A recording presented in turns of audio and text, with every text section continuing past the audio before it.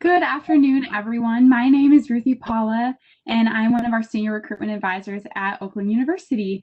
I just want to say thank you so much for taking your time to join us today for our virtual Get Ready for College event. We hope that you will leave today not only learning a little bit about OU, but also some knowledge that will be helpful in preparing for college. Our goal today are simple. We're here to educate families about the college search process and that transition from high school to college. We're here to think about college readiness and identify some resources about financing a college education and leave you with tools to assist you in this new process. Good afternoon and welcome to Get Ready for College. We're so excited to have you with us here today virtually to learn about the college search process. Today you'll hear from some of our campus experts about what you can do now to prepare for the next step in your educational journey. I hope you take the opportunity to ask questions and really get a feel for what it takes to choose the best college or university for you. KnowHowToGo.com developed 4 steps to college. I think it offers great advice as you embark on that adventure, and I'd like to share some of those with you today.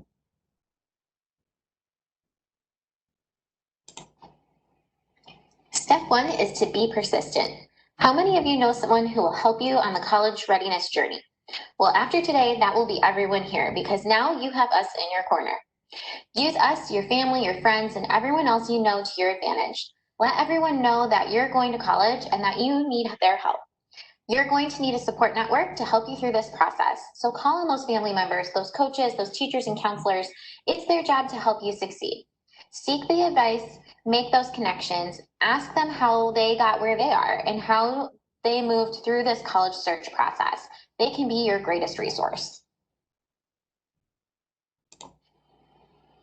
Step 2 is to push yourself. Think of it this way, working a little harder today might make getting into college even easier. Use those counselor resources at your disposal and make sure that you're taking the right classes. Find out what your dream school requires for admission and work towards meeting those requirements. Most colleges and universities prefer students who truly challenge themselves or who achieve honors. Honors and advanced placement courses are a great way to challenge yourself while also preparing for the rigors of the college classroom environment.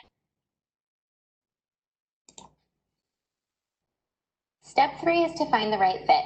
There are thousands of schools to choose from. Find out what kind of school is the best match for you and your career goals. Whether you choose a public, private, community, technical, trade, or even an online school, make sure it fits your goals and personality. Do you want to attend a big or a small school? Do you want to live close to home or go away? What major are you interested in?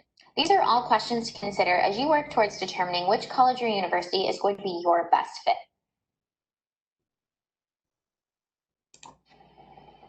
And finally, step 4 is making college affordable. If you think you can't afford college, think again. There's lots of aid out there. Financial aid can be awarded based on need or merit. From grants to scholarships to work study and student loans, there are a lot of different types of financial aid. To qualify for need-based aid, you will want to highly consider completing the free application for federal student aid, or the FAFSA. As some of you may have heard, the FAFSA will be available for completion on October 1st. We want to encourage you to start thinking about completing the FAFSA as soon as possible after October 1st of the year prior to when you'll be in college. For example, if you're going to be a high school senior and you plan to attend OU in the fall of 2021, you will be able to complete your FAFSA this October. If you're a high school junior and you graduate in 2022, you'll be able to complete the FAFSA beginning October 1st, 2021.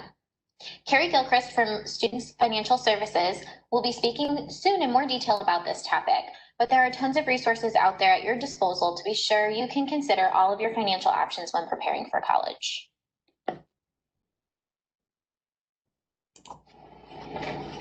Additionally, as you may know, the College Board debuted the revamped version of the SAT a few years ago. SAT has partnered with Khan Academy to offer free practice exams and tutorials to help you prepare for the test. For those of you who are entering the 10th or 11th grade, you'll also have the opportunity to take the newly redesigned PSAT. Khan Academy can then use your PSAT results to help create a plan of study specifically for you to help you excel on that new SAT. Many colleges and universities look both at your high school performance as well as the performance on the SAT or ACT. So utilizing those free practice resources is another great way to be sure that you're on track to get into your dream school. Soon you have to not only make the big decision on where to go to school, but also what you will major in. In a Hot 50 Michigan Job Outlook through 2026 study done by the Michigan Department of Technology, Management, and Budget, about 75% of Michigan's jobs through 2026 require a minimum of a bachelor's degree. The jobs with the highest projected annual job openings are registered nurses, general and operations managers, accountants and auditors, and mechanical engineers.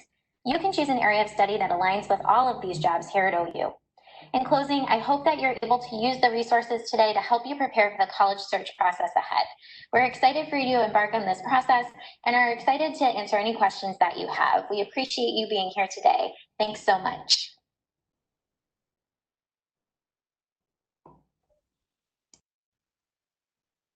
Thank you so much, Kelly, for those awesome insights as we move through our presentation. So now we're going to take some time to talk a little bit about Oakland's history, our academic programs, campus life, as well as admission and scholarship information. Oakland University was founded in 1957 thanks to a $2 million donation by Alfred and Matilda Wilson, who you'll see in the center of this lovely photo. We are a young university, which is exciting because there's room for constant growth. OU is home to over 19,000 students, and more than 3,000 of them call OU home and live on campus.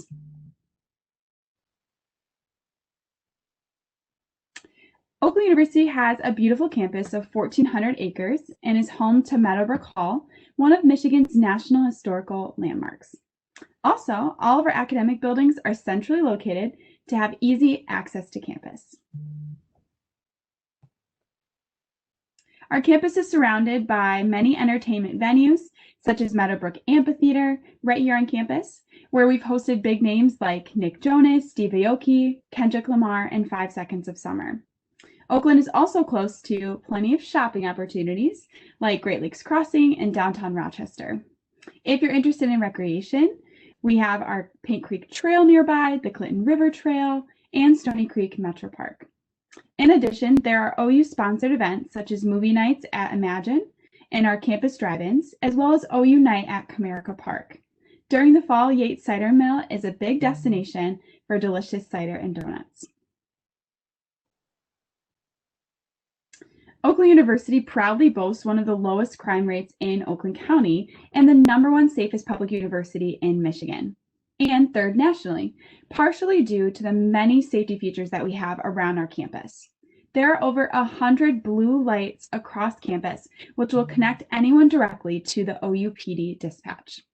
We also offer text message alerts that will send a notification directly to your phone in the event of an emergency situation on campus.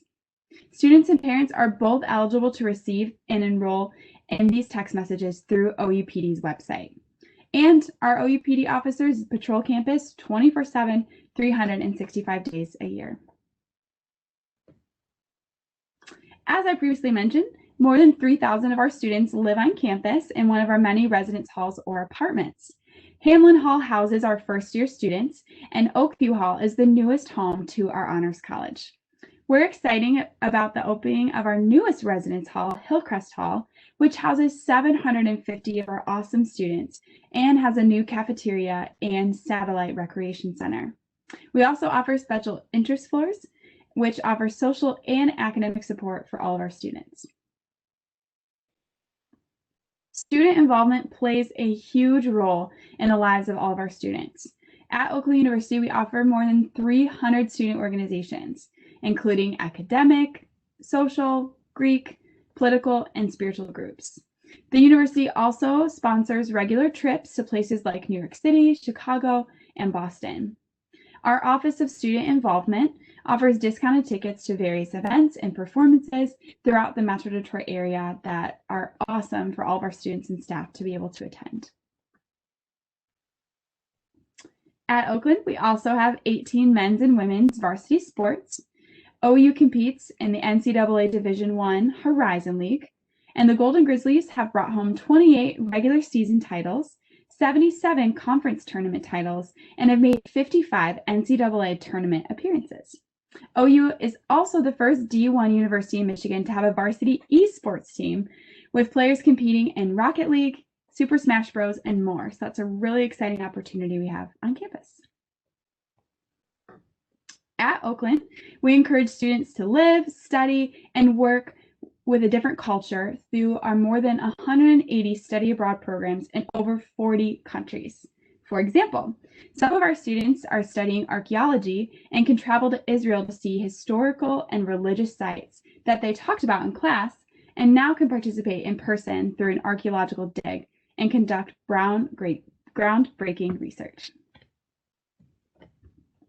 At OU, we offer more than 140 undergraduate programs and more than 130 graduate, doctorate, and certificate programs. They're divided into several professional schools and one liberal arts college. Please refer to oakland.edu/academics for more information. One of these different groups is our College of Arts and Sciences. It has a variety of academic departments devoted to teaching and research, humanities, social science, visual and performing arts, as well as mathematical and laboratory sciences.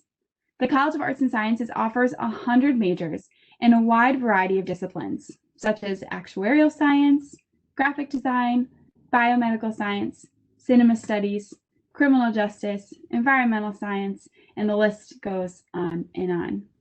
Faculty in this college offer so many opportunities for students with creative endeavors, research, educational exploration that goes far beyond the typical classroom. We love to help students prepare to be successful in life and at their first job, and we accomplish transferable skills for all of our students. Next, we have our School of Music, Theater, and Dance, which offers over 100 performances each year and is a leading center of performing arts in Southeast Michigan, offering outstanding educational and performance opportunities. All students interested in these majors do need to audition for a spot in the program. Our auditions typically take place from January through March, and more information is available at oakland.edu/SMTD. Our School of Education and Human Services offers programs that provide a strong theoretical knowledge base and experiential learning opportunities for all of our graduates to prepare them for their chosen professions. The school offers elementary education, secondary education, and my major at Oakland, human resource development. Our School of Engineering and Computer Science features outstanding faculty dedicated to preparing learners for the 21st century workplace and society, as well as research in their specialized fields. Our School of Engineering and Computer Science opened a 127,000 square foot engineering complex right in the heart of campus in 2014. Our engineering center includes state-of-the-art institutional research and developmental space for research for all of our students to help them with fostering creativity and ultimately boosting our global competitiveness for all of our students in alternative energy, healthcare, biomedical, automotive, defense, and many other industries. Next, we have our School of Health Science. This serves the community's healthcare needs with helping leaders to prepare for careers in healthcare, wellness, safety, and clinical laboratory sciences. One of our most popular programs is physical therapy. Faculty at OU School of Nursing train tomorrow's nurses through the latest healthcare resources and procedures, preparing them to balance high technology and compassionate patient care. Admission to these programs is competitive, though we do offer an opportunity for direct admission to our basic BSN track, which we will talk about in just a minute. Our School of Business Administration integrates education with real-world application, skills, and research with the business needs of today and the future, while providing an overarching global perspective. One of our more unique programs at OU is our Bachelor of Integrative Studies, or BIS for short. This degree is university-wide and enables you to customize your degree plan and plan of study, integrating coursework from multiple disciplines to prepare you for a professional career in a world that usually includes a lot of different academic disciplines. Students in this program will have a clearly identified educational goal, and so we have some flexibility and decision-making on behalf of the student to help them achieve this goal. At Oakland, we really try to break the stigma that being undecided is bad, because it's not. So whether you've already decided on a major or you're still exploring your options, our First Year Advising Center provides awesome academic advising for all of our first-year students and those that are undecided or redeciding their major after their first year, including our undecided transfer students. Your assigned advisor will introduce you to some helpful tools to assist you in developing a balanced schedule and make informed decisions about your major and your future career.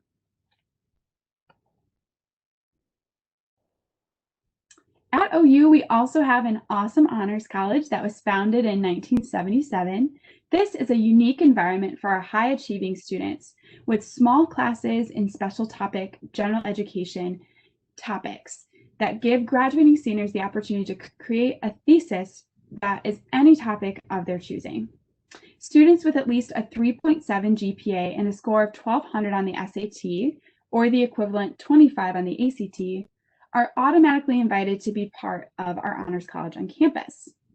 For any student that has at least a 3.3 GPA and 1000 or higher on the SAT or a 19 or on the ACT can still be part of the honors college by submitting a separate application and being interviewed for consideration. Our OU Presidential Scholar recipients are automatically accepted into our honors college. Of course, we encourage all of our undergrad students to apply for this awesome opportunity. In fall of 2019, we had a record-breaking class of 663 new honors college students, with more than 2/3 of that class having a GPA average above a 3.9. At this time, the Honors College is still requiring a standardized test for consideration for the class of 2021. The Oakland University William Beaumont School of Medicine will welcome its 10th class in the fall of 2020. Students receive instruction in basic sciences and research at OU and will take part in clinical training at our Beaumont Health System partners. The school is a member of an elite group of just one of 141 MD granting medical schools in the country. As we previously mentioned, Nursing Direct Admit is one of OU's academically competitive programs. A limited number of our incoming freshman students will be offered direct admission into the Oakland University School of Nursing Basic BSN track. Students that are interested in this should make sure to apply by November 1st to be automatically considered for the Direct Admit nursing program. To be considered for our OU Business Honors program, you must gain admission and then complete a supplemental application. We certainly recommend that you apply by December 1st of your senior year in high school for your highest chance of consideration. And finally, for those interested in our Department of Music, Theater, and Dance, you must gain admission to the university and then submit an audition to the department. The school is accepting video auditions now through August 17th, and you can register for an audition by visiting their website, oakland.edu/mtd/admissions and auditions. They will send you some different virtual guidelines about your video submission. For students that are applying for fall of 2021, those audition dates are also available at the same website, oakland.edu/smtd. And those will take place in January, February, and March. Now it's time to talk about applying to Oakland University. Applying is easy, and our application is found online for free at oakland.edu/apply. We're currently accepting applications for summer, fall 2020, winter 2021, summer 2021, and fall of 2021. So students can apply about a year in advance. Our fall 2021 application opened on July 1st. Our average incoming freshman student has a 3.5 GPA and a score of an 1130 on their SAT or about a 25 on the ACT. Typically, OU will admit first-year students that have at least a 2.5 cumulative GPA. For the fall of 2020 and the fall of 2021, we have temporarily shifted to a test-optional model in light of the COVID-19 pandemic. SAT or ACT admission scores will not be required for an admission decision for fall of 2020 and fall of 2021. We still highly encourage students to send in their test scores for course placement and also additional scholarship opportunities. Test optional admission for fall 2022 is still under review, and we'll make sure to let you know once we make those final decisions. Our average transfer student at Oakland comes in with a 3.1 GPA. Our transfer students are normally admitted with a minimum of a 2.5 GPA or higher. Transfer students must submit their records from every college that they have attended, and those with fewer than 24 college credits should also submit a high school transcript. One thing we love to talk about at OU is our scholarships. Our scholarship consideration is automatic. No separate application, no essays, automatic consideration for all of our students. To receive a fall scholarship, we highly recommend that all of our incoming freshmen submit all their materials to us by March 1st of their senior year in high school. While we do have a scholarship available this year that is test optional, meaning it does not require a test score, we still highly recommend submitting your test scores to be considered for our higher scholarship awards. I also want to mention that scholarship consideration is based on the cumulative GPA and test score at the time of admission, but students are always welcome to update their scores and GPA for higher scholarship consideration. Our transfer students should apply by December 1st for winter scholarship consideration or August 1st for the fall semester. Our transfer scholarship consideration is based on cumulative GPA and number of credits. Our scholarship and grant information is available online at oakland.edu/scholarships. Currently, our tuition is assessed based upon class standing, course, and course level. Our differential also apply to courses through our School of Health Sciences, our School of Business Administration, School of Nursing, and School of Engineering and Computer Science, regardless of major. For more specific information and to review the rates for courses and course level, you can feel free to visit us on our website, oakland.edu/tuition. In an effort to assist students financially during the COVID-19 pandemic, OU has declared a tuition freeze for fall 2020. Our university housing offers a variety of living options suited to meet each individual's needs. Our housing rate for a double occupancy room for fall 2020 through winter 2021 is starting at a rate of $10,639. Now I'd like to walk you through a couple of your next steps. For anybody that's already been admitted as a student and plans to attend OU, we encourage you to activate your account if you haven't already. Activating your account will allow you to choose your net ID, which will act as your OU email address. You can activate your account at oakland.edu/activate. If you've been offered any merit scholarships, you will want to go to oakland.edu/scholar-accept to accept them. Next, all of our incoming students are encouraged to register for their new student orientation, and that registration is available online at oakland.edu/orientation. This is a required program for all of our incoming freshmen, and you can also view the website for any changes that have been made for the class of fall 2020. For students that are attending OU this fall, you can also fill out an application for housing at oakland.edu/housing/apply. For those that are planning to stay at OU in the winter of 2021, those applications will be available beginning November 1st. And those that are planning for fall 2021 can apply beginning October 1st. I appreciate your patience as we've been getting through this presentation. And at this time, I encourage you to pull out your smartphone. I'm sure it's close by. And on it, you can feel free to like us or follow us on our different social media channels. This is the best way to stay in touch with us about upcoming deadlines and important information, and even some of our virtual events that we're planning to host this year. You can find us at facebook.com/OU admissions or on Twitter and Instagram at our handle @OU admissions. At this time, we also just want to make sure to recognize any of our OU alum that may be joining us virtually on this presentation.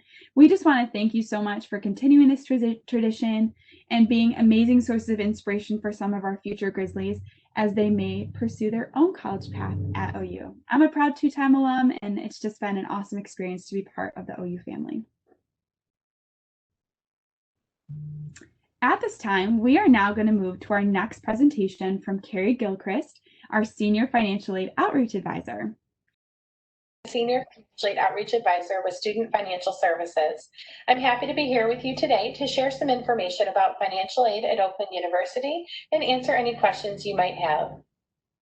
Today, I'll talk about costs to consider when attending college, how to apply for financial aid from a variety of sources, and the types of aid you'll be eligible to receive from Oakland University, the state and federal governments, as well as private resources. Please feel free to submit your questions during the presentation, and I'll take some time at the end to answer them for you. When attending college, there are many costs to consider. Oakland prides itself on being a fee-free institution, so the only billable charges you'll have are tuition and housing if you choose to live on campus. Even the laundry and the toilet paper and housing are free. You should also expect to have expenses related to your education, but not billed directly by Oakland University, such as books, living off campus or at home, transportation, and living expenses. When Student Financial Services is preparing your financial aid offer, we estimate these billable charges and non-billable expenses, then add them together to determine the cost of attendance. Financial aid is intended to provide you options to pay for your billable charges and help you pay for your non-billable expenses, so the cost of attendance is the maximum amount of financial aid you are offered. In order to pay for college, students can be eligible for financial aid, including scholarships, grants, work study, and loans. In order to apply for financial aid, students should complete the free application for federal student aid, also known as the FAFSA. Most financial aid requires the FAFSA, and when we say file early, we mean it. The FAFSA should be completed beginning October 1st or shortly thereafter of the student's senior year of high school. Some financial aid is offered on a first-come, first-served basis. One of the reasons we recommend filing the FAFSA when it becomes available October 1st to apply for the next school year. You can file the FAFSA electronically on fafsa.gov or using the My Student Aid app available for iOS and Android devices. If you have your phone or tablet handy, you can open your camera and point it at the QR code for whichever operating system you use. A banner will open where you can download the app. While there is a paper application for FAFSA, it's recommended you file electronically for a variety of reasons. Filing the FAFSA electronically is much faster to process. It takes just 3 to 5 days, and there are a number of security measures taken to ensure your information remains private, such as the data retrieval tool, which allows most users to upload their tax information right from the IRS website. The electronic FAFSA is also shorter and much more relevant to your household because it uses skip logic to eliminate questions that no longer apply to you based on the questions you already answered. If you need help completing the FAFSA, Student Financial Services offers free, private appointments for anyone who needs help completing the application. Oakland University undergraduate admissions automatically awards OU merit-based scholarships through the admissions process, so no additional applications are required. Student Financial Services automatically awards our need-based grants when processing the FAFSA. Every student who qualifies for scholarships and grants is guaranteed to receive the award.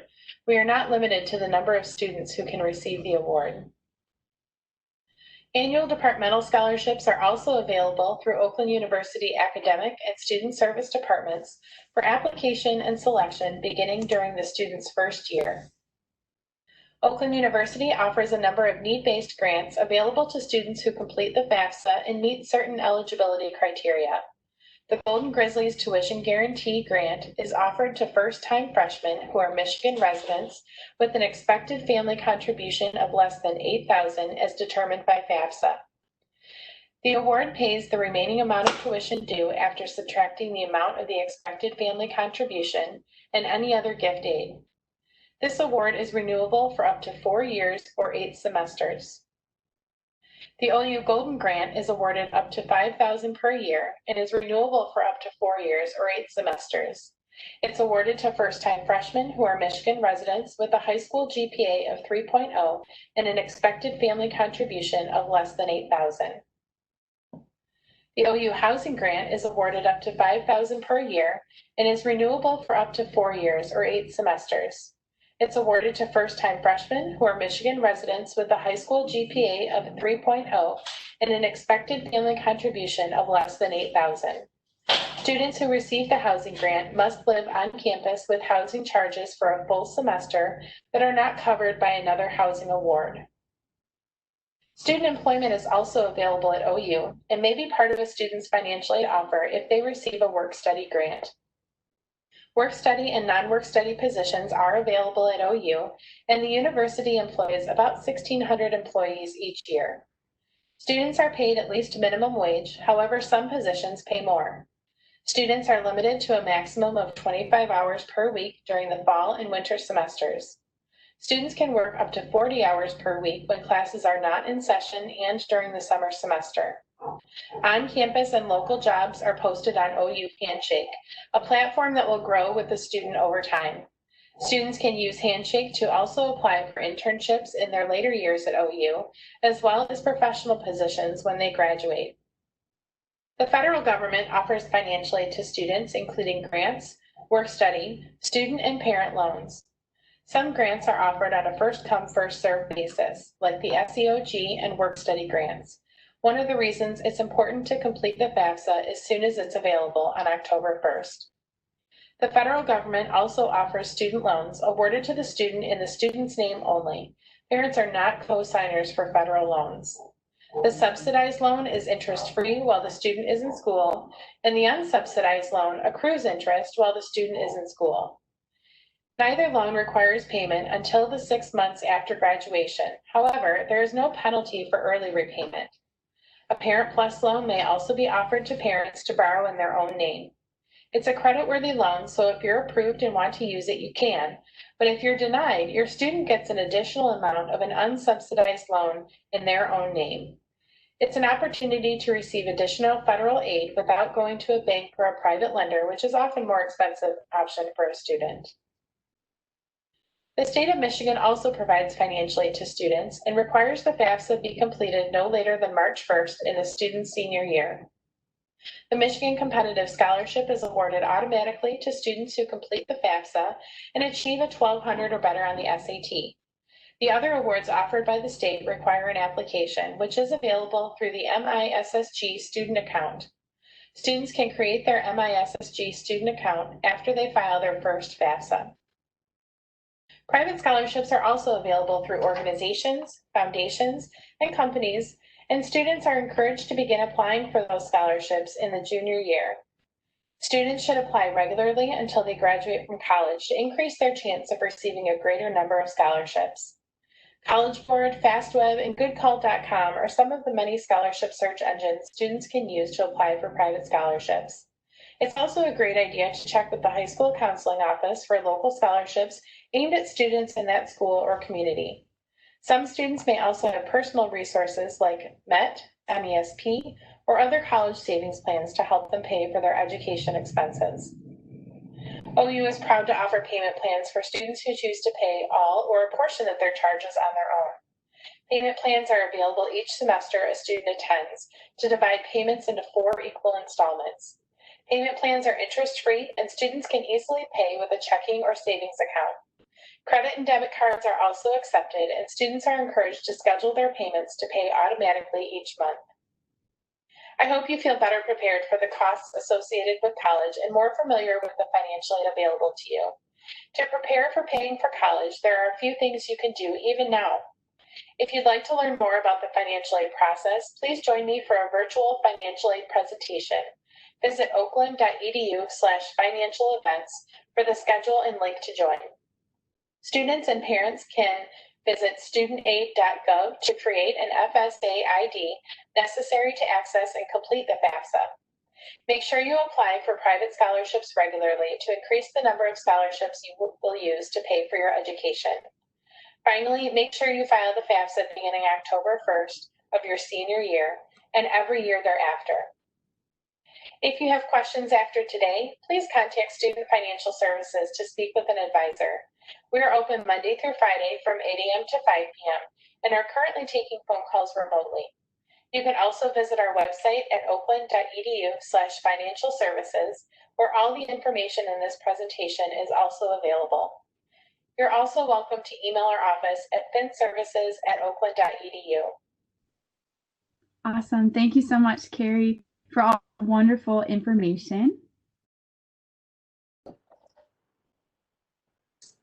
Welcome back, everyone.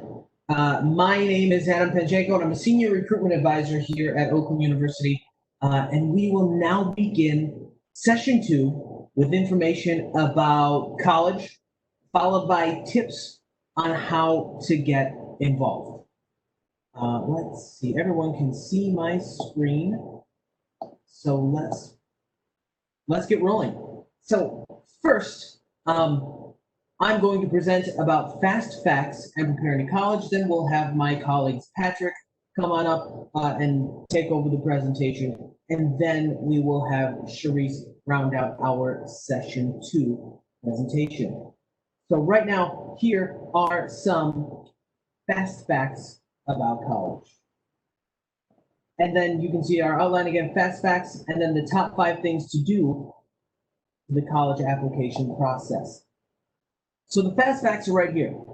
I like to show it based on earnings potential. So the annual median earnings for workers aged 22 to 27, as you can see right here, a person with just a high school degree, so just graduating from high school between the ages of 22 and 27, their earnings potential right there you can see is $25,500.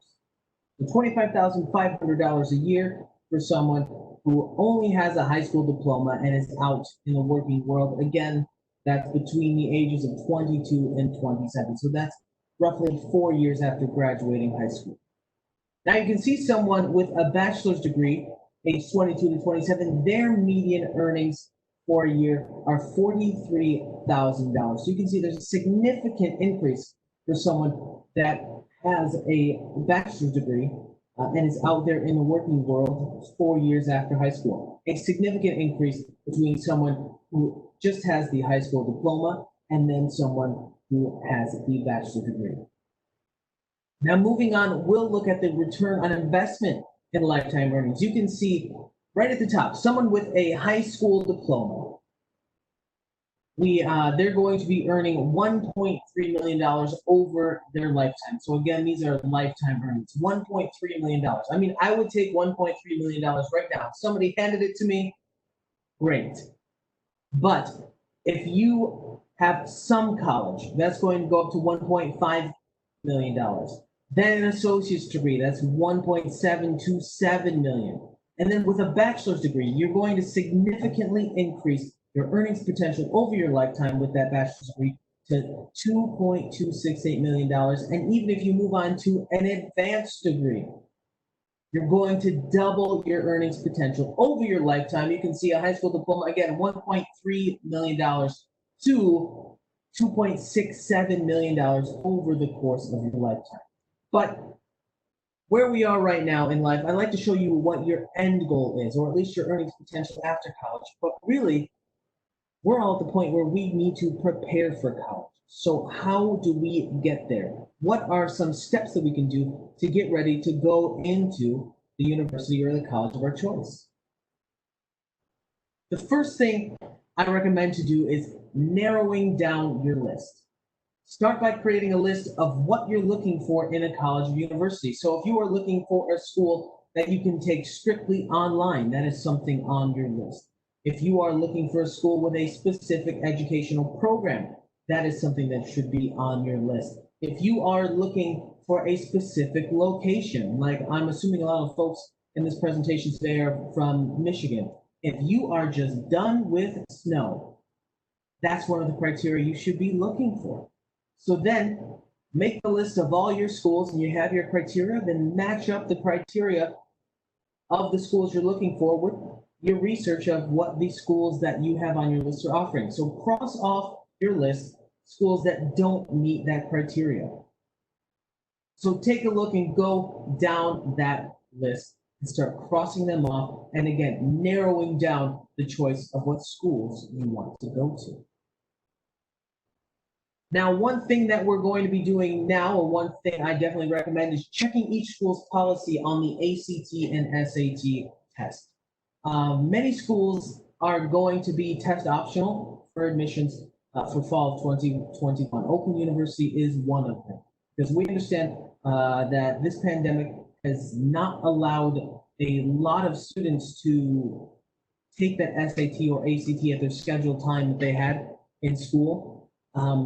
Hopefully you're going to be able to take those exams in the future, but for the folks that are entering for fall 2021, we are not necessarily requiring you to have that exam for admission. So again, check the admission policies on the schools you are applying to, and then if possible, when the SAT and ACT is offering testing again, you may want to retake that test or take it for the first time.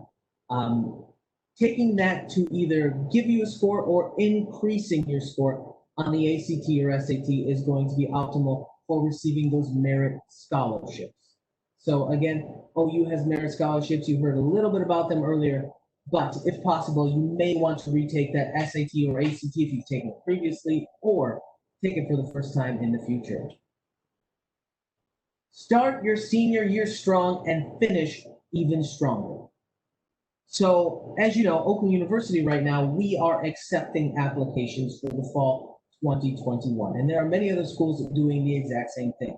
So you may be admitted to college or university as soon as September or October. That's very early in your school year. But that doesn't mean you get to give up on the rest of your school year. Just because you get admitted to the college or university of your choice does not mean you get to just relax, catch that little thing called senioritis, and spend the whole rest of the year cruising right along. No. Continue to challenge yourself, do great in your classes, get those good grades. The reason why is I mentioned those merit scholarships a little earlier. You can continue at some schools, especially Oakland University, to update your GPA and update your SAT or ACT scores. So there might be more potential for more money to be given to you just for being smart. Continue to try. There are also some schools that require you to send your final high school transcripts in, and then after they look at those transcripts, you'll be reevaluated. So if your GPA goes significantly down, there may be some schools that don't give you as much money based on your merit scholarships or other criteria. So again, start your senior year strong and finish even stronger. And then start gathering your application materials. So you've made your list. You know where you want to go. You're starting the year strong. You've taken that SAT or ACT, or you've understand which schools require and which ones don't. Now start gathering your application materials. Most schools, or actually all schools, will require you to complete an application. And then they're going to require you to send in your high school transcripts. But some schools will require you to fill out an essay. Some schools, or even if you're looking to get into an honors program or a special academic program, they'll require a letter of recommendation. So think about this. Your essay, you can use the same essay for multiple schools. Just remember to change the name of the schools you are sending it to. The letter of recommendation. If your letter of recommendation for a school is due March 1st, the worst time to ask your teacher for a letter of recommendation is February 28th. So you are going to want to ask for those letters of recommendation early. If you were someone in your junior year that took the AP exam, go ahead and have those scores sent to the school of your choice as well. And then etc. Whatever other schools are asking you for, make sure you are preparing all of those application materials, because they're definitely things you're going to need. And like I said, being a last minute Larry is not something that's going to help you out in the long run. Schedule an in-person or virtual visit. An in-person or virtual visit will help you get the feel for the school much more than just looking at a website. So at Oakland University, we have opened up our in-person tours for limited numbers of groups, and over the summer we were giving virtual visits I'm sure we will continue to offer virtual visits in the future if you can't make it to campus. But if there's a school, like I said, if you are looking halfway across the country and you can't make it on a plane over there, you're not going to make the drive, go ahead and do that virtual visit. Or if you're just uncomfortable still being in groups, do that virtual visit. Get the feel of campus. Meet some of the students that are at that school. It's very, very important to do those virtual visits and understand what kind of environment you're going to be learning in, and what kind of environment that you may be living in, and what kind of environment you're going to be growing in as a human being. So again, schedule those in-person and virtual visits. Now you can do these in any order that you choose, but I do recommend at the very least applying early to those schools and getting your application materials all together, set and ready to go. Last but not least, you can see my contact information here. So if you have any questions about any one of these steps, or if you want to learn more about anything else, again, my name is Adam Penchenko. I'm a senior recruitment advisor here at Oakland University in the Office of Undergraduate Admissions.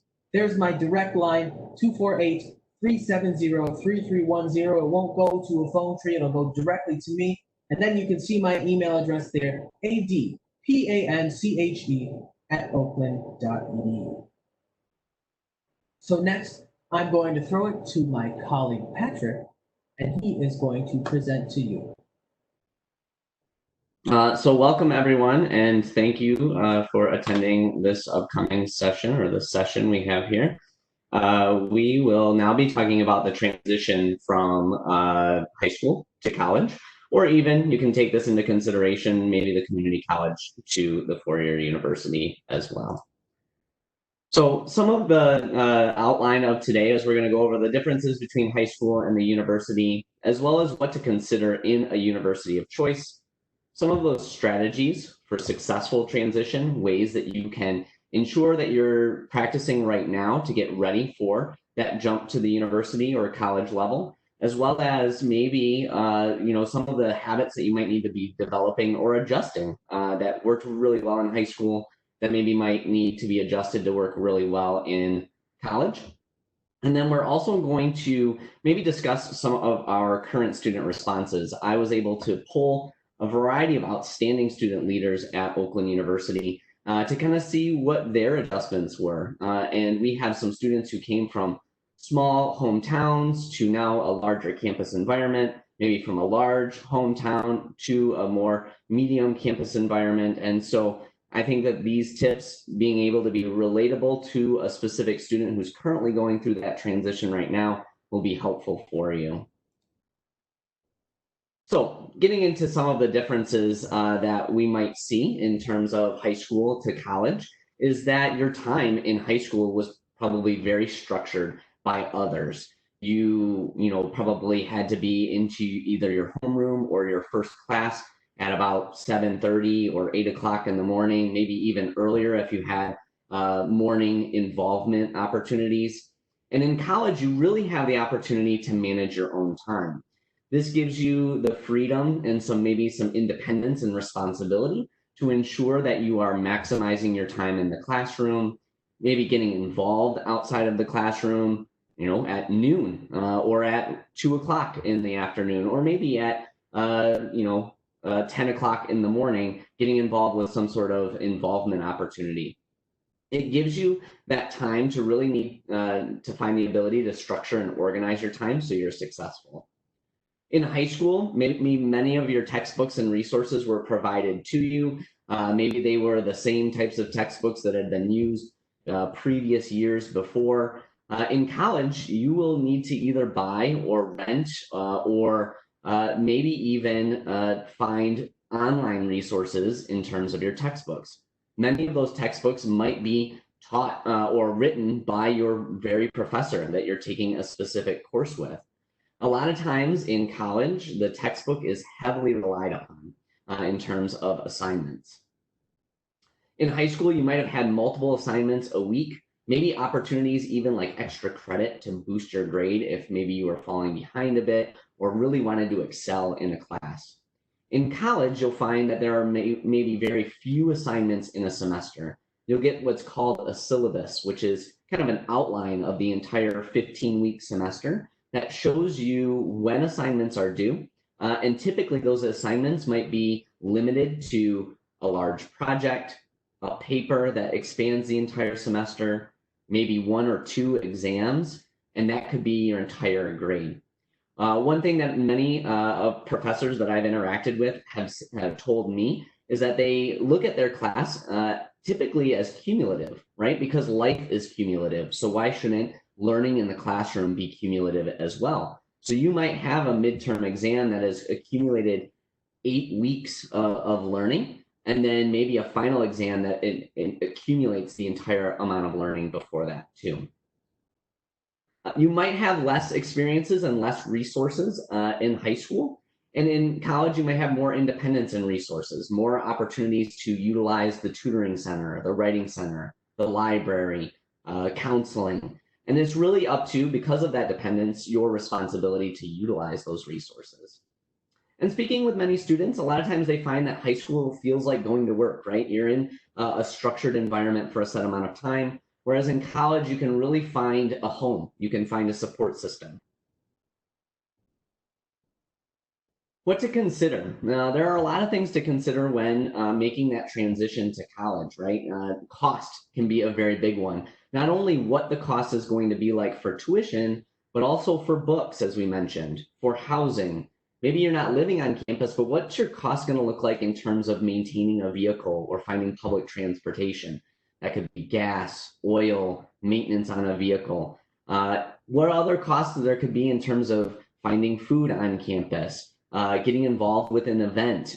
Does the school that you're going to in the future have additional fees for online coursework or not? Prepare for scholarships. Both before college, we always talk about applying for scholarships before college or earning scholarships before college, but it's really important to keep that mindset of applying for scholarships even when you're in school too. When you're at that university, many departments and even honors college or student organizations or things that you might volunteer with have scholarships that you could certainly apply for as a second-year college student or a senior college student. Make sure that you're considering the community that the university is within. Do they interact with their communities and their surrounding communities? Is there philanthropy, volunteerism, and what the school believes in? Make sure that you're checking out their vision and mission statement. For a really great example, see how they're reacting to current environments and climate right now, right? How did that university respond to the coronavirus? Are they showing support to their students? You can tell a lot about a university on whether or not they're responding the right way, in a way that maybe you find similar to yourself and your own beliefs, or if they're being really radio silent about something. That could become a big consideration. Understand that there might be new difficulties or challenges when transitioning to college. There might be things that you might never have really thought of. Going to a larger campus or even a mid-sized campus, interacting with people who maybe you haven't had a lot of interaction with, really try and push yourself outside of your limits and go in with the mindset that you're looking to learn from any type of interaction or experience that you set yourself in. Develop and perfect your study habits now. Adam mentioned in the last presentation that it's really important to start your senior year strong and finish it strong. And that can be a really great time frame to really develop really good study habits and see what works best for you. You want to be able to utilize those habits and develop them and keep them going through the summer leading into your first year at college. So in that way, you hit your very first class or your very first week of classes, and you know that you're going to be successful. Get involved, but don't be too stretched thin. You don't want to exhaust yourself or realize that your involvement has overtaken your responsibility to your academic success. And then again, find your best fit, which you'll learn about in our next session with Charisse. So some strategies that you can certainly utilize. We've already talked about a little of them leading into this session, but make sure that you're open to new experiences, friendships, ideas. You're going to be in environments that maybe feel a little bit uncomfortable, that might be not too familiar to yourself in regards to what it was like in high school, but be open to them. Doesn't necessarily mean that you have to absolutely agree or absolutely be friends with every single person, but you want to have that mentality that everybody is at the university there to attain a specific goal of being a good citizen, of being a good student, and to accomplish the goals that they're setting themselves up for. Use resources like tutoring, career services, the recreation center, the counseling centers. It will become on your responsibility to access these resources. Make sure that you know whether the school offers these resources for free or if there's a cost. Utilizing these resources can really ensure that you're going to be successful. Always stay in touch with your support network. We've all developed a support network back at home. We've all developed a support network, whether it's within your school or your family unit. Make sure that you're staying in touch with them if you go away to college, or even if you are still living at home. It's very easy to try and put that entire reliance on yourself, but you have a lot of people in your corner, whether it is a staff member on campus, a classmate or friend, your parents, your brother or sister, cousin, aunt or uncle. Make sure that you're staying in touch with that support network. And then do things and test things out that help you develop a good strategy in terms of who you are as a person by taking a personality test, learning what might be the best career choice or degree program for you so you can be successful. Utilize planners and organization tools, making sure that you're checking your email, using your Google Calendar, having both task lists and dry erase boards to ensure that you're being successful. And then set an alarm that will help you wake up. I had a roommate my freshman year who had an alarm clock that would bounce off of the desk and kind of run around our bedroom. So it almost forced you to get up out of bed when you needed to. And then finally, here are some current student responses. Really making sure that not everyone chooses to work in high school, but in college, there may be a lot of great job opportunities and ways for you to expand your experiences outside of the classroom, or maybe inside of the classroom with some research opportunities. Going to Oakland or maybe your college of choice can be a really great experience to make sure that you are seeing so many different cultures, backgrounds, and walks of life. This is a really big takeaway for many of our students. As you can see, AS here really had a great college experience because they were able to immerse themselves in different backgrounds. And then finally, make sure that you realize that you're on your own and that you need to have that responsibility of managing your time. But also, again, make sure that you're not stretching yourself too thin. You're not feeling ashamed or afraid to utilize the really great resources on a college campus, whether it be tutoring or counseling or anything of that nature. And then again, make sure that you're taking advantage of those scholarship opportunities. Everything from leading up to college to while you're in school can really help you bring those costs down, as well as give you opportunities in terms of networking and moving forward in your career. Finally, just like Adam, here is my contact information. Feel free to jot that information down. It's also on our website as well. We'll be happy to take your questions. Thank you for spending some time with me to kind of discuss those transitions to college from high school, and I hope you enjoy the rest of the presentation. So again, I want to make sure that you have questions that you can ask advisors, your counselors, school administrators, professors in regards to finding your fit on campus. So I want to share a video from Lloyd Thacker. He is the executive director from the Education Conservancy, and he talks about what you should be doing and looking for when finding your perfect fit. The key to fit is to make a thoughtful match between the characteristics of colleges and your personal preferences. And since you're going to have several options, the thing to do is to explore the differences and similarities among colleges, and then evaluate those differences with respect to your own educational experiences, your knowledge of yourself as a student. What kind of an environment do I learn best in? What is my learning style? What are my hopes and expectations about a college? What are my fears? And so the end result is the day you go away to college, the day you leave to go to college, you're excited about where you're going and you're confident that you're going to do well there. And I just love that because, again, we want you to be excited about higher education and that next step in your academic journey. So, I have a few topics that I would like for you to consider when you are interacting with professionals from the college or university that you're interested in. So, a couple of the topics that we'll be going over today is your academics and career development, campus culture, financial support, and then the support services that they offer on that particular campus. So when it comes down to academics and career development, making sure that that university has your academic major of interest. Do they offer that? Some students, we always want to make sure you're having a fun social experience on our campuses, but your number one priority is your academics. What do you see yourself doing in regards to a career? And so making sure that you have a strong academic plan at that institution is going to help you reach your goals. Now, if you were like me, I came in thinking I wanted something. I thought I wanted to be a pharmacist, to be honest. And I started taking classes and I was like, yep, this is not for me. So I always like students to ask, what are some of the ways and resources that that school offers for students that aren't quite sure they want to go into?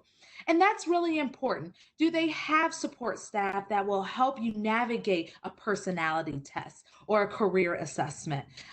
Because those can be extremely helpful tools to help you decide, okay, this is the major for me. I actually took a career assessment and I found my major that way, and I took a course in communication and absolutely loved it. So those tools can be extremely helpful when it comes down to your college major. What jobs or internships opportunities are available for students? Many schools might have different offices. At Oakland, we have a career services office that our students can take advantage of to learn more about professional attire, their resume, cover letters. All of those things are very important in regards to the hiring process. Yes, you're going to come out with that degree and with all of your experiences, but do you know how to market yourself properly? Can you take your experiences from the classroom and maybe from your internship and articulate it in a way that a job or an employer is going to want to hire you? So making sure that schools have those resources for you so you can take advantage of is going to be key to your success. Campus culture. I know I watch a ton of different movies and they always seem like they are having the best time on campus. And campuses are very different. Depending on if you decide to go to an urban or rural school or suburban school, they might have different feels. So you have to know, okay, what is this experience going to be like for me? I always tell students, ask the current students about their student experiences. So when you go on a campus tour, really question your tour guide. Hey, how do you like your classes? What was your first thought of that particular institution? That'll give you a better feel of, okay, this is what it's like every day from day to day to this particular student. Now all students have different experiences, and that's the beauty of the college opportunity and experiences, that you are going to be able to have opportunities to meet and connect with other students from different backgrounds than your own. So their experience might be a little different, but it'll definitely give you a great insight. How can you get involved on campus? Student organizations and social development is crucial to your development, not only as a student, but as a human being. We want to make sure students are passionate about their areas that they're going into. And if they have outside areas that they are passionate about, like philanthropic work, religion, political affiliations, we want to make sure that our students are able to express themselves. So how can you see yourself getting involved on campus? And then lastly, how does that campus make you feel? What how did you feel when you went on that visit or you looked online? Did you feel a sense of warmth? Did you have those interactions with the faculty and staff and students that are like, oh yes, this is the right place for me? That's very important to understand yourself and then how you're feeling about possibly attending that university. Financial support. I love this meme because it is so true, especially if students are staying up all night. They're like, when you're falling asleep in class, then you remember how much college tuition is and you're wide awake. Financial support is going to be key. Every student's situation is very different when it comes to finances. So you have to figure out what is going to be best for you and your future. So, what is the cost of tuition? Is there a credit hour rate? Some schools have credit hour rates based off of your class standing or the course that is being offered. So, do you understand the payment structure at that university? That's going to be key to your success. And then also, how are you managing your money when it comes down to your college tuition? What opportunities are there for scholarships? And most universities, they all have merit-based scholarships, but are there other scholarships that students can apply for? At Oakland, our scholarships, our merit-based, are automatic. Is that the same? Is your scholarship renewable for 4 years? Those are questions you definitely want to ask in regards to the finances. And then we always suggest to our students, to gain your student employment on campus. So if you are thinking about working and going to school at the same time, work on campus. So what opportunities are there for students that way? Our campus tour guides, our ambassadors, they are paid to do that. So if that's something that interests you, that could be a job for you in the future. So making sure that you understand that you can have a job on campus that's going to help support you. And then also, how do students find those jobs? We have Handshake, but every school might have something different on the way that they help their students find and seek employment. Support services. We always find that students, when you're coming from different backgrounds, you're going to need different areas of support. And so, do they offer and provide the proper resources that you need in order to be academically successful? So, anywhere from our Center for Multicultural Initiatives office, if you're a first generation student or underrepresented minority, do you need additional accommodations? So the Disability Support Services Office. Are you a veteran that's looking to come back to school? So there are different pockets of students that will need additional support. So do they have the resources for you? And then how can you connect with our professional staff, the faculty that will truly understand your experience? Representation matters on a college campus. So are there folks that look like you? Are there folks that might have came from your background? Those are going to be important because they will have a better understanding of who you are and be able to provide you the support that you are going to need. Finally, what can you do next as a student? So I always say research, research, research. We're in a pandemic, so you might not be able to actually get on the campus. So research the college websites. They have a ton of information. And I know sometimes it can be like, okay, what am I actually looking for? Use the search bar. If you're looking for the application, search application in the search bar, and usually it'll pop right on up. If you are able to visit campus, go ahead and take that virtual visit. Here at Oakland, we have in-person campus tours now going on. Being able to be on campus is going to give you the best indication on if the school is the right fit for you. So if you're able to go and visit, I always ask my students, would you ever buy a car while test driving it? And they all shake their head like, no, we would never do that. They don't even care if it's a Lamborghini. They will never do that. The same with your college experience. You should never buy or invest in your college education without taking a tour, without talking to professors and students and administrative staff there. So definitely make sure you're visiting the colleges and universities. Make a pros and cons list when you are visiting and when you are researching. What do you like about that particular college or university? What is something that didn't make you really feel comfortable? Those can help you narrow down that list that Adam was speaking about earlier. A resource that I find extremely helpful and that I use even for my presentation today is Big Future on College Board. It's a great website to get more tips about the college search. You're able to actually compare colleges on there. So I will always, say I recommend that website. And lastly, discuss your college options with people you trust. Your family, your teachers, your counselors, folks that know you.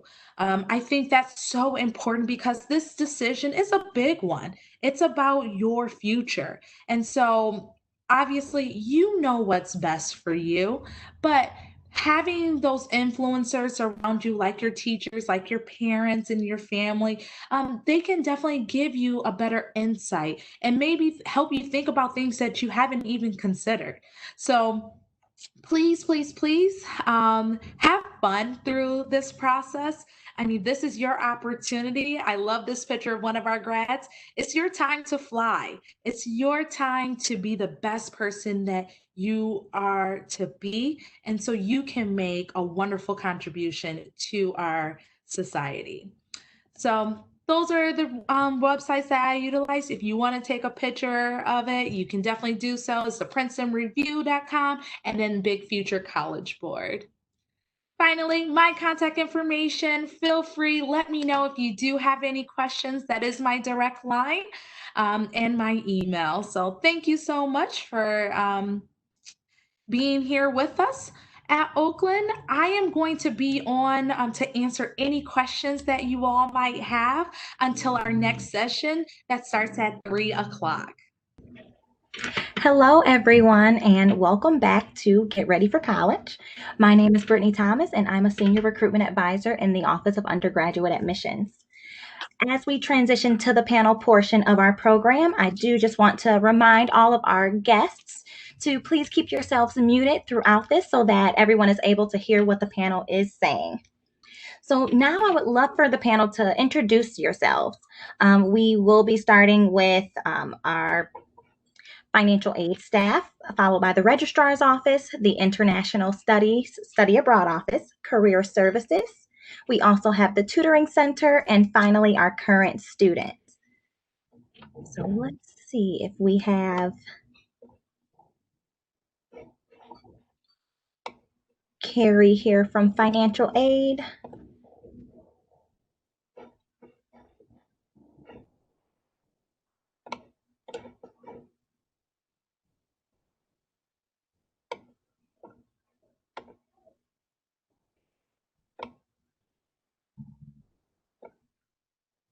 All right, let's go with who I know that we do have here. So first, if Alex, would you please like to just share a bit about the study abroad office? Sure. Hi, my name is Alex Zimmerman. I'm the Director of International Education in the International Education Office. We organize all of Oakland's study abroad programs. So that's definitely something I would encourage you to check out while you're here at Oakland. We have programs in about 40 different countries throughout the year. Some are in summer, some are during the regular semester, all different time periods, all different subjects. So it's a great opportunity to see more of the world while you're studying, earning your degree. Thank you so much. All right, and now if I could have next from the tutoring center, we do have Clarice here. If you could just introduce yourself and talk a little bit about what the tutoring center can offer for our current students or incoming students. Hi, I'm Clarice Mikami from the Tutoring Center. I'm the Assistant Director here. We offer free services for students. We have peer tutoring for most 1,000 and 2,000 level courses. We also have supplemental instruction, which is kind of a study group. They are attached to difficult courses, so we recommend all the students to attend them as they're part of their study routine. This fall, we also have some study groups coming up for different courses like Gen Chem.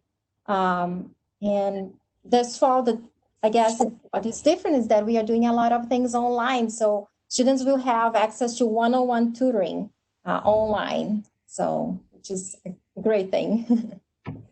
Oh, yes, absolutely. That tutoring can be quite essential to just ensuring that you have all of the necessary assistance for being successful in your classes. So thank you so much. Oh, thank you. We also have from our registrar's office, Matt Zeig. Matt, if you could just share a bit about, if you could introduce yourself and then share a bit about what the registrar's office is able to do for students. I am sorry, Brittany. I have my new computer. I have not had it set up, but you can hear me at least, right? Yes, we Okay. can. So my name is Matt Zeig. I'm the transfer articulation coordinator at Oakland University. And the big thing that we can help you out with the registrar office is overall just registering for classes, helping with your schedule, getting your student portal set up. My specific function, if you're looking to attend another college first on purpose, or if you decide, hey, Oakland's going to be my second college after I went somewhere else, decide to change my mind, we definitely help out with transfer information, making sure credits transfer over, apply to your degree, and make sure that everything you've taken previously, as best to our ability, can apply to what you want to take at Oakland. Awesome. Thanks so much, Matt. And we also have a current student here for our panel. So would you like to introduce yourself, Adriana? Yeah, hi. So my name's Adriana. I'm going into my sophomore year at Oakland, and my major is also secondary education for history with a minor in political science. Thank you so much. Adriana, would you like to also share, are you involved in any things on campus, or if you could talk a bit more about your student experience? Yeah, of course. So I obviously also work for the undergraduate admissions, which is kind of what I'm doing right now. And then also I am involved in Aspiring Educators of Michigan, which is a really great club as a future teacher. And then I'm also involved in Alternative Spring Break, which is where during your spring break you go volunteer in another place around the country. Thank you so much. Guests, if you would like to ask any questions of the panel, please feel free to put those into the chat. That would be wonderful because we have so much valuable information here for you all, and we are just wondering what you would like to know. So until we do get questions in the chat, I would like to just pose a few questions to the panel. And then as those questions come in, we'll switch over to the student questions that we have. So I would like to ask, so as for the study abroad in the International Education Office, since right now in the fall semester, we are, doing things virtually, is there any opportunities for students in this upcoming year that you may see for them being able to get involved in any way with study abroad or international education? Yeah, obviously things are very complicated now because of the situation, but we are seeing students online in this kind of format. We're happy to talk to you at any time. And certainly, I think as we develop a vaccine and as that becomes available broadly, I think things will begin going back to normal. And I'm fairly optimistic that that will happen sometime in the spring or in the winter or spring is where most people are projecting that will begin to occur. So we're at the moment we're kind of planning tentatively planning for a full slate of programs for summer 2021 and beyond. And of course, that will depend on current events, obviously, but we are very reactive to whatever is happening. And it's never too early to come see us. So whether you're thinking of going in a year, 2 years, 3 years, the longer time you have to plan your experience, the better we are able to assist you in terms of finding the perfect program for you, identifying all of the scholarships that can be applied to that program, making sure you get all of the classes you need to keep on track for your graduation. So definitely come talk to us. And I can't tell you exactly where we're going to be in the summer or fall, but I would be surprised if we weren't able to offer all of the programs that we normally offer from fall 2021 onwards. Thank you so much. And I do know that we also have from Career Services, we have Carol here. So if you would like to introduce yourself and share a bit about what we can offer our students with the Career Services Office. Perfect. Hello, can you hear me? Yes, we can. Okay. My name is Carol Ann Kettleson. I'm a career consultant with the Career Service Office. We're located in North Foundation Hall. And we work with students as soon as you begin at Oakland. We work with you as a freshman all the way through until you graduate. And the unique thing about our Career Service Office is that we work with you as an alum indefinitely for free. That's a big deal because not all schools do that, and certainly not for free. We encourage you as a freshman to start coming in to see us. You want to come early, you want to come often so that we can help guide you along the way and talk about internships and career-related experience. So when you walk out the door, you're either going to that very first job or you're prepared to go on to grad school. Thank you so much, Carol. That was very, very good for students to know. So I do have a question that just came up in the chat. Will we be able to attend in fall 2021? I'm not sure if that was directed toward the study abroad area, but I would assume that was directed toward study abroad. So, yeah, if you are asking about study abroad, I anticipate you will be able to participate in any of our semester programs in fall 2021. And we accept applications up to a semester in advance. So for fall, the applications will be due around April of next year. So it's certainly a good time to start talking to us now if you're interested in planning a program for 2021. Thank you, Alex. And we did just get a question about career services from Daniel. Does career services manage internships? Yes and no, Daniel. Career services can help you obtain an internship. If you are doing an internship for credit, and some of the degree programs require an internship to graduate, we can help prepare you for that. We can help you find the internship, but the whole credit component, the number of hours, that is directly with your department. For example, communication students need to do some type of a career-related experience. We work closely with them, but you would work directly with your faculty. So yes and no is the answer. Thank you so much. How about, could you answer to how students would go about looking for those internships? Oh, perfect. So once you become a student at Oak University, you get access to an online job board called Handshake. In Handshake, this is where you would find all of the campus employment opportunities. You would find internships, you could find volunteer experiences, as well as full-time jobs. Through Handshake, we also have a variety of resources, such as resume samples or cover letter samples, interviewing questions. So that is all part of becoming an Oak University student, is having that Handshake profile. And most of the universities in Michigan are using Handshake. It is free to students and alumni, as well as it's free to employers to post jobs. Thank you so much, Carol. So a question just came through, and it is an admissions related question, so I will answer this. The question is, for students interested in the nursing program, do they apply for that when applying to Oakland, or is that a whole separate process that they would go through in later years? So for our School of Nursing, we do have two pathways for admission. We have a direct admit pathway as well as a competitive admission pathway. The direct admit pathway, a student would complete their undergraduate admissions application, so that general application for the university. And any student who indicates that they would like to go into the School of Nursing, as long as they have above a 3.2 GPA and above it's around an 1100 on the SAT. Those applications will go over to the School of Nursing. The top 25 students are selected for direct admission. No separate application is needed. After that, competitive admission is what happens. Competitive admission would be after a student completes the prerequisite requirements for the School of Nursing. Typically in the School of Nursing, they look at 1 year of prerequisites and 3 years of actually being in the nursing program.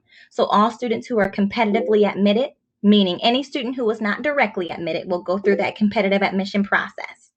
So there is a secondary application for that competitive admission process. After completing those prerequisites, there is a Google form on the School of Nursing's website where students can apply for the School of Nursing's competitive admission pathway. The nursing advisors review those applications, and then students are reached out to once they are admitted into the School of Nursing. We did just get one more question from, let's see, Emma is interested here in, so this question would be for Carol. It is asking, from Emma, she is asking about the percentage of students who graduate with their first job versus students who go to grad school. Are you able to provide any insight on that? You know, Emma, I can't give you exact numbers. What we do once a student graduates, so right now we're still trying to gather information from those students who graduated in April/May. We send out what's called the first destination survey. And on that survey, we ask the recent alumni, are you going to graduate school? Did you obtain that very first job? If so, where is the job?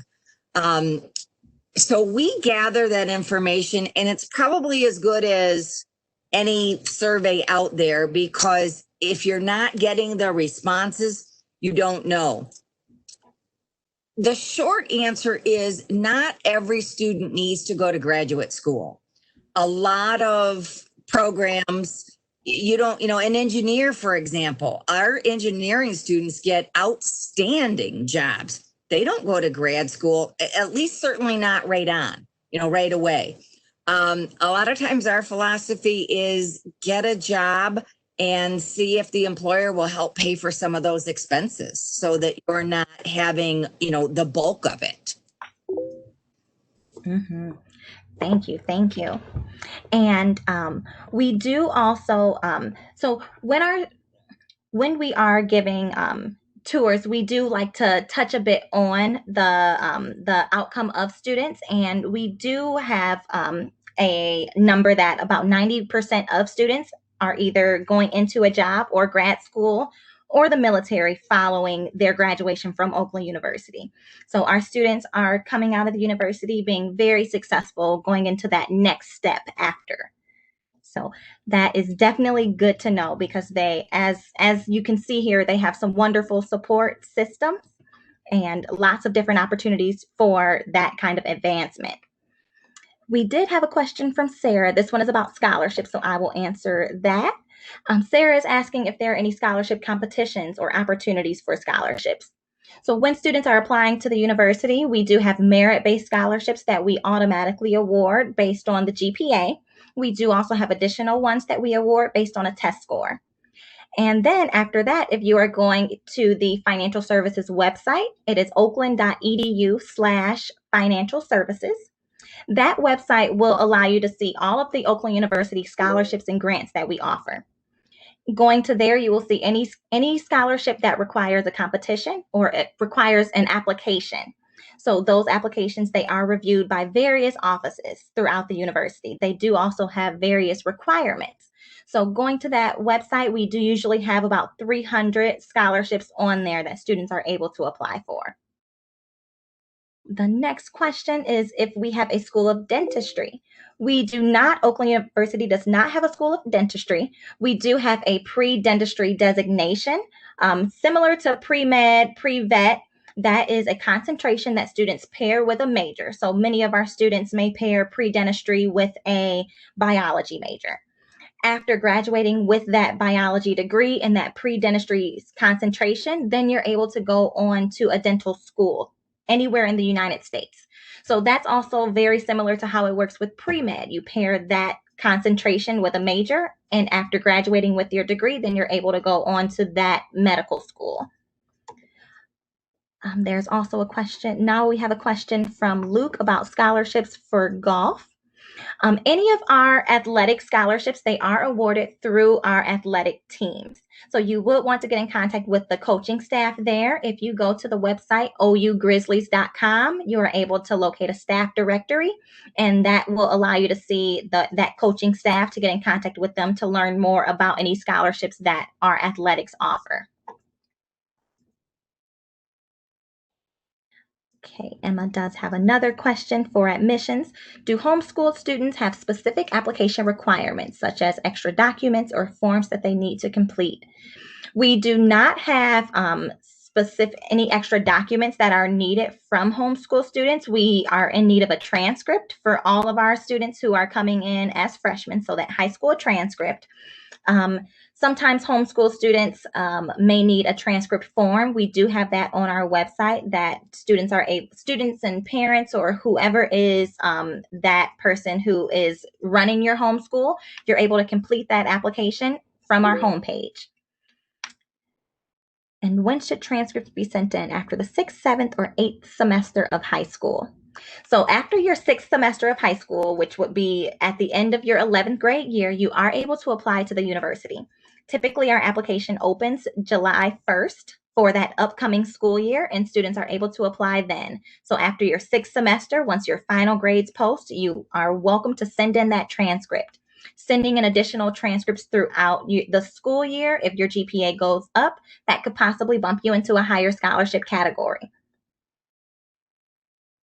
Another question, if we do win those scholarships, do we have to attend OU in order to receive them, or are those scholarships for everyone, even if they do not end up going to OU? So any Oakland University scholarship that we offer is specific to Oakland University. So students will have to attend OU in order to receive those scholarships.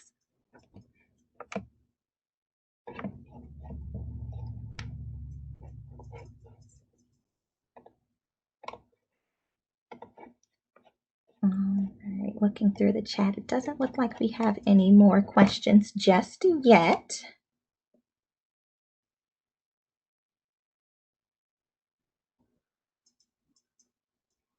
So in the meantime, as we are waiting for additional questions to come through, I know that right now we have so many students on the call here who are possibly wondering if we have any words of wisdom for them, any advice that we could give to an incoming freshman. So could we all go through and maybe give a little bit of advice? Carol, would you like to start?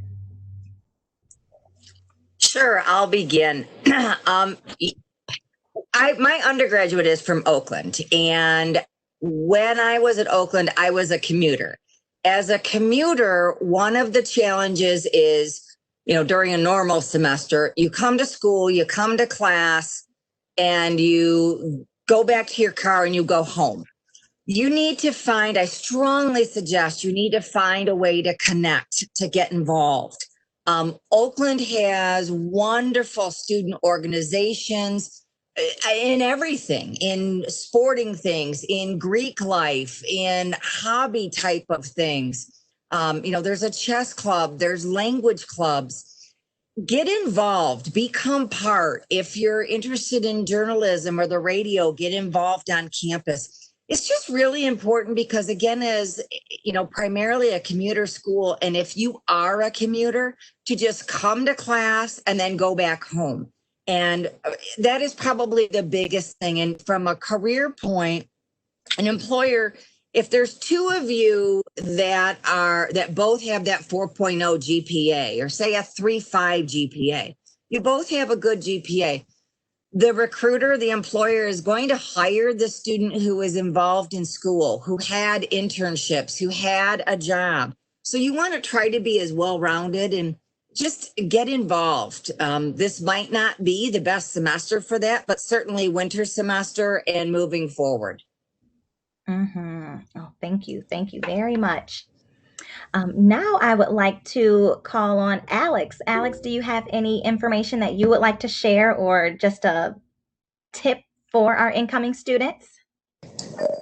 Well, I would say one thing that really sets Oakland apart from a lot of bigger universities is how approachable our professors are. They're really interested in talking to you. They want to get to know you, and they're available for you for your questions to discuss your interests, whether it's related to the class you're in or not. And if you take that opportunity to get to know your professors, they can become your biggest advocates, and they can be excellent resources for you for years after you graduate. So don't be afraid of putting yourself out there a little bit and getting to know your professors. And also, there's a whole lot going on campus in normal times. So obviously less in the fall, but after this semester, I think we'll start to see a lot more special events and student activities occurring in person again. So definitely get involved with those. And I would say, push yourself to do something that you wouldn't necessarily expect you would like or be interested in, because this is the time in your life where you're really growing and discovering new interests. And it's often those types of opportunities that are most rewarding and most meaningful. Thank you. So we did just have a question come in, and I would really like for Adriana to share a bit. The question is, what if we don't know which major to pick? And Adriana, I would just like for you to possibly share a bit about your experience working with the First Year Advising Center and knowing how to pick your major and any of the assistance that they gave you.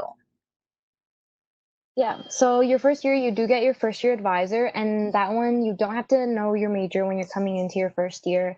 So you can just take a lot of those gen ed classes that are range from anything to like math classes, science, anything in between. And through those classes, your first year, you're able to kind of see what you like and what you don't like. And then that's when you go to your first year advisor, you talk to them about what classes you liked or which ones you didn't. And then through that, they'll be able to help you out and pick a major that aligns with your interest. But however, if your first year you don't find anything that you like, that doesn't mean that you just leave your first year advisor and are kind of left clueless your second year. But instead, even if your second year you're not sure of what you want to do, you still have that first year advisor to help you there until you actually find out what you want to do. So they'll always be there for you until you choose major. And you never have to stress about when you have to pick it. You don't have to know your first semester, your second. It takes time, and it's better to find something that you're actually interested in too. Thank you so much. And I could not echo that enough, that it does sometimes take time for a student to really find that thing that they are so passionate about and truly find their purpose when it comes to selecting that major. Our First Year Advising Center does also have some interest surveys that they allow students to take, and that can sometimes help a student to see, based on the interest that you have, these may be some major areas that could be good for you to go into. Also, student organizations are a great way for students to find out where they truly belong. That was a really big thing for me when I was going through my undergrad. Joining the student organizations helped me to see that, there are so many things out there that when I was going through high school, I didn't know about. I knew about the nursing, going into being a doctor. I knew about teaching, but I didn't know about all of the actuarial science. I had no idea about the environmental sciences that students could possibly go into. So a lot of times, certain things may just spark your interest, and going to an event or asking questions or joining a student organization can help you to figure out where it is that you would like to be. And again, you have those resources that Adriana mentioned. You have that academic advisor who's there for you, who will always be there for you to assist you in that process. Even after your freshman year, you still have that advisor who is knowledgeable in every area that we have at the university. Okay, another question. I'm interested in engineering. I'm not sure what field of engineering I want to choose. How could I explore these different fields? So we do have a wonderful event that happens every year. It's called our Engineering and Computer Science Day. We will be offering that virtually in the fall. And we do have our School of Engineering and Computer Science. We have faculty members as well as academic advisors who are giving presentations on each particular area. We also, throughout the school year, you're able to get in touch with those academic advisors to ask them questions, to see the outcomes of students when they're going into a particular major. So you don't have to know right now which area of engineering you want, but I would urge you to get in contact with our School of Engineering and Computer Science advisors, because they can provide a lot of insight into the various types of engineering. Another question that came through is, how easy or hard is it to switch a major? And Adriana, I would like to ask if you had that experience of switching your major during your time.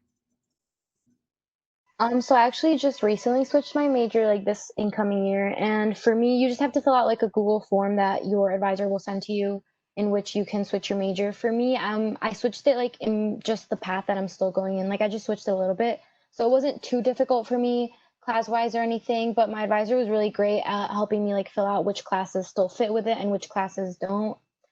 So it wasn't difficult at all. You just have to make sure you're filling out the form and talking to your advisors. Thank you. That is definitely great to know. And also, in every major, there are particular requirements for those majors. So sometimes if you're switching a major, sometimes those requirements may overlap a bit, such as if you're switching from one science major to another science major. But then if you're switching to a business major from a science major, there may not be as much cross overlap. So you may have some additional classes that you would have to take that were not in that first major designation that you chose, or you may have classes that were in that first major that may not go into that new degree that you're wanting to select. Okay, now we have a question about our in-person tours. So for the in-person tours, are you allowed to go inside the buildings? Because a lot of places aren't allowing students to go inside due to COVID. Adriana, could you share a bit about how the in-person tours are going? I don't know a whole lot about them, but I just do know that we are still going to be doing the in-person tours, and we will take them through certain buildings, but I'm not sure which ones will be open. Thank you. Thank you. So right now we are able to go through buildings except for our residence halls. We do have, and that is just because we are going to be having students living on campus, and because our students have certain restrictions, we want to be able to keep our current students as safe as possible within the homes that they're living in, because our residence halls are their homes. So for our students living in the residence halls, they're not allowed to have guests during this fall semester. And that is also why we are not going to be bringing guests through those res halls as we're giving tours. You are able to go online to our housing website. They do have videos that show you brief housing tours, so you can actually see what the inside of those residence halls are looking like if you are going on an in-person tour and are not truly able to see the inside of the res halls. Another question that just came through from Emma. I'm hoping to get a Bachelor of Science in Mechanical Engineering. What programs or resources does Oakland offer that differ from other colleges in that path of study? So Emma, I will say that our School of Engineering, we do have some wonderful advisors. We have scholarships that students are able to go into, as well as student organizations. I would love to connect you with our School of Engineering and Computer Science. So I will be sending you a message. And I also want to thank all of our panel for being here, because we are getting toward the end of our time. And thank you to our guests for joining. So we will be concluding our formal presentation, but we will have advisors remaining in the chat to finish these conversations that we're having. So feel free to just wrap up these final questions. And thank you again for joining us. So I do believe that I am able to answer all of these next few questions that have come through. So one question from Rachel: if you do not receive a full athletic scholarship and you are able to receive academic scholarships, are you able to receive academic scholarships easily, or how does it work if you receive both? So our scholarships, depending on if the scholarship goes toward your tuition, if it goes toward your housing, it really depends on what that scholarship goes toward. But students are able to receive both academic scholarships and athletic scholarships at the same time. all of our academic scholarships are only going toward, such as our merit-based scholarships. Those ones are primarily going toward tuition. So when it comes to stacking scholarships, that is absolutely doable. Many times scholarships cannot be stacked past what the cost of tuition may be if they are tuition-only scholarships. Also, tuition-only scholarships would not be able to be used for anything outside of tuition. So it is possible for students to receive both athletic and academic scholarships at the same time and stack those. Another question from Sarah: are there any specific essay questions that OU asks when applying other than the personal statement? So we do only have that personal statement that we ask students to answer. So that is an optional essay. Although it is optional, it does allow us to just know the kind of student that you are. So often I talk to students who I know that the GPA and the test score is not a true reflection of who you are as a person, but that essay allows us to see a little bit more about you and not just go based off of the numbers that are on that sheet of paper. So please share with us anything that you would like to share with us in that personal statement. Another question that came in is, does Oakland have a pre-med program? Yes, we do have a pre-med program, and we also have a medical school at Oakland. So we do have pre-medical advisors that students are able to work with within our College of Arts and Sciences, and they are assisting students with helping them to figure out any things that would help them to get into medical school. They also work very closely with our medical school to just know what requirements they're looking for, such as on the MCAT, such as doing any shadowing with doctors, joining student organizations. So those advisors are able to help you get in the right direction or follow the correct pathway to go into medical school. What is the minimum GPA requirement for fall 2021 without the SAT? For fall 2021, we are looking for students to have a 2.5 GPA when they enter the university. So a 2.5 high school GPA is what we look for incoming freshmen, and that is for our test optional designation. That is also for the SAT. If a student is sending in their SAT, we still want to see that 2.5 GPA. And the last question is about meeting with the pre-med advisors. Yes, you are able to, going on our website, you are able to meet with our College of Arts and Sciences advisors at this time. They are the advisors who are able to answer those questions about the pre-med area. So they can meet with, right now, our advisors are meeting with students virtually. They're also answering questions via email, and you can also call offices to find more information. So again, thank you all very much for joining us today. I hope that you were able to take some valuable information from our program. And I will answer this last question about SAT scores. Yes, SAT scores are optional for this upcoming year, though our scholarships will require for students to send in SAT scores for the higher scholarships. So we do have some merit-based scholarships that students can receive with just a GPA. However, our scholarships that are going to be at that higher value, we will want to see SAT scores or ACT scores for those. So again, thank you all very much for joining us, and I hope that you all have a great day.